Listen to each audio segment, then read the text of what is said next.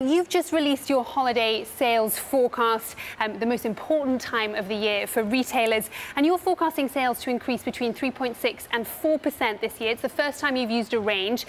Now, the top end of that would match last year's growth. What's driving, or what do you see driving the increase in holiday sales?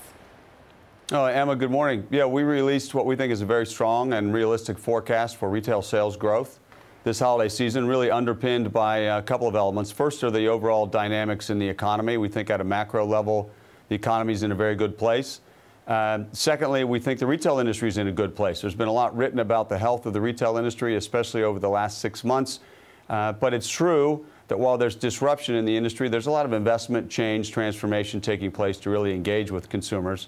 And then the third factor really is the strength of consumers, their level of confidence, their ability to purchase goods, their overall health, the fact they're taking on additional debt, trying to access credit, wages are growing, maybe a bit unspectacularly, but growing still.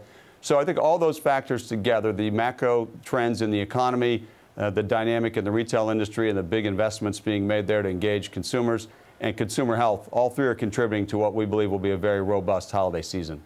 Matthew, you mentioned disruption there, and one of the other forecasts that you're making is for non-store sales or online sales. You're expecting them to be up 11 to 15% this year. Now, we have seen this big shift in consumer spending to online. How are your members dealing with this? Earnings season showed some high-profile names that are really struggling with that transition. Well, I don't know. You know, if you look at the public reports that have come out from companies like Walmart and Target, their online business is growing 40, 50, 60%. So massive growth, substantial and really transformative investment. That's taking place all across the industry. But I think we need to widen the lens a little bit and consider the fact that, while there's a lot of disruption in retail and a great deal of volatility, the two bookend sorts of deals here that I think talk about where the industry is headed, where consumers are going, is last year's deal between Walmart and Jet and this year's deal between Amazon and Whole Foods.